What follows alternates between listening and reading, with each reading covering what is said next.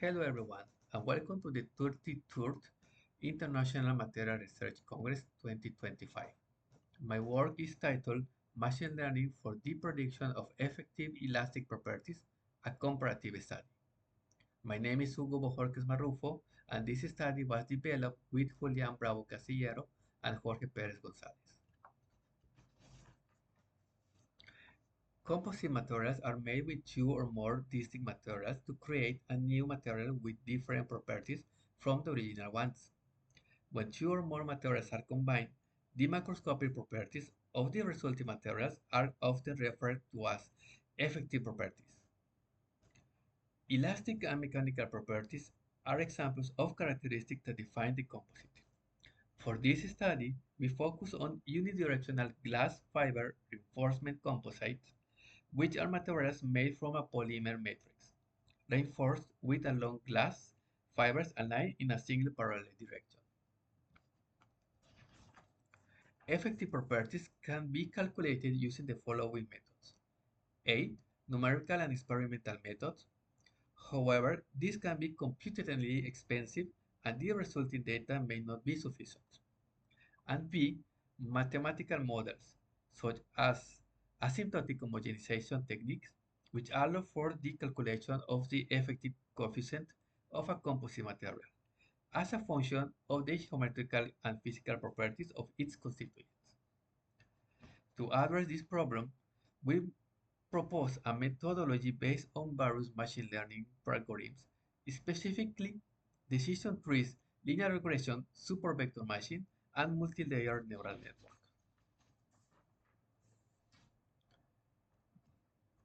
Unidirectional glass fiber reinforcement composites are characterized by their elastic properties, specifically the longitudinal elastic modulus E1, transverse elastic modulus E2, in-plane Poisson ratio nu12, and in-plane shear modulus G12. We establish relationship between the elastic properties and the corresponding normalized values by utilizing the trace of the plane stress stiffness matrix. These relations are defined as you can see in equation 1. E1, E2, nu12, and G12 with the asterisk are the normalized properties, and they can be obtained by solving for them from equation 1. The trace can be calculated using formula 2.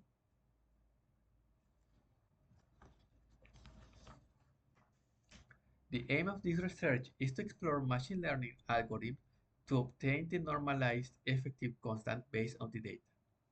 We followed the two-step methodology proposed by Vignoli and others, which includes data generation for training and the subsequent training of the machine learning model. To obtain the data for training, we use asymptotic homogenization micromechanical model developed by Bravo Casillero and others for two-phase fiber reinforced elastic composite with isotropic constituent and perfect contact condition with a square distribution of fibers. In this notation, K is the plane strain bulk modulus, M is the rigidity modulus for shearing in any transverse direction, N is the modulus for longitudinal uniaxial strain, L is the associated cross modulus, and P is the rigidity modulus for shearing in the longitudinal direction.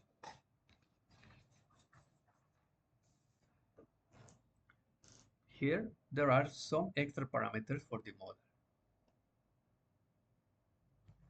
And here, there are more additional parameters for the model. These also are extra parameters for the model, but in this case, EM is the matrix elastic modulus, nu M is the matrix Poisson ratio, EF is the fiber elastic modulus, nu F is the fiber Poisson ratio, and BF is the fiber volume fraction.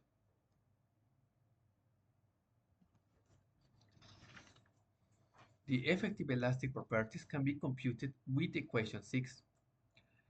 Effective normalized elastic properties can be calculated using equation 1 and 2.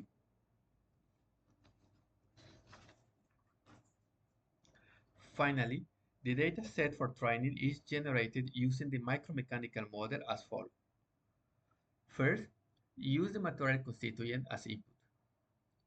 Then, the material constituent ranged over all these intervals, and each interval was split in 9 subintervals to get 59,049 combinations. We got the effective normalized elastic properties computed with formula 1 to 6. The resulting data set consists in 59,049 generated samples with one features, the trace, and the targets are effective normalized elastic properties.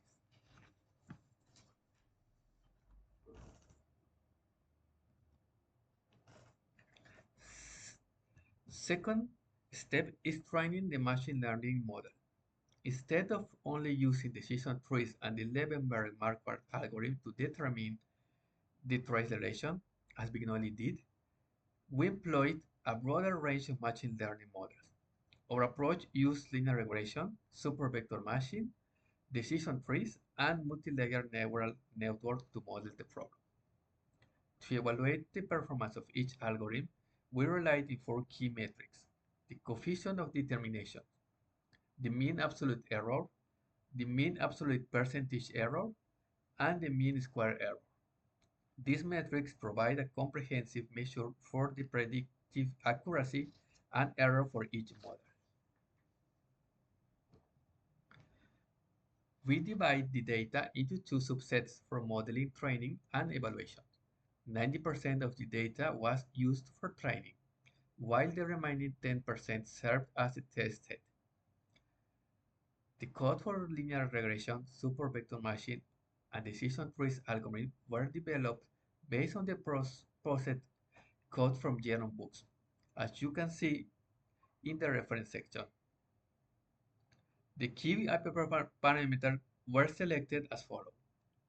For supervector machine, a large margin was applied with epsilon set to 1.5. And for decision trees, the maximum depth was limited to 5. For multi-layer neural network, we use the basic design according to demo books, also listed in the reference section. We developed separate multi-layer neural network for each effective normalized property as follows. One input, the input is the trace. One output, the output corresponds to a singular effective normalized elastic properties. 4 hiding layer with 2 neurons, 1 bias, and activation function detached for each. The last layer with a single neuron and activation function log sign. The learning rate is set to 0.1. 10 epoch numbers, and we use backpropagation algorithm to calculate the gradient needed to update the network weights. Here, we present in a comparative form the result for each machine learning model and normalized effective property. Top-down, each machine learning model, linear regression, supervector machine, decision trees, multi-layer neural network. Left to right, the normalized properties E1, E2, G12, and mu12 with the asterisk. Here, points in the test set are shown in blue. In red are the predicted results according to the model.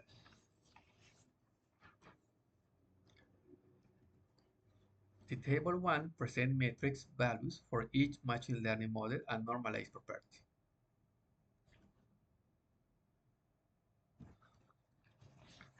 Let's look at the conclusion from our model predictions. First, as you can see in figure 2, the prediction generated by the linear regression supervector machine and decision trees exhibit a strong similarity. This tells us that the models are quite robust and consistent in how they predict our variables. However, the multi-layer neural network was different. Again, looking at the figure 2, it predicts for E1 and E2 with asterisks were significantly different from each other. This distinction could be due to the unique way the neural network processes the data, or maybe to the architecture or specific hyperparameter used. For future work, we plan to explore different architectures for the neural network. This includes adding more hidden layers to see if the deeper structure can be captured more complex parameters in the data.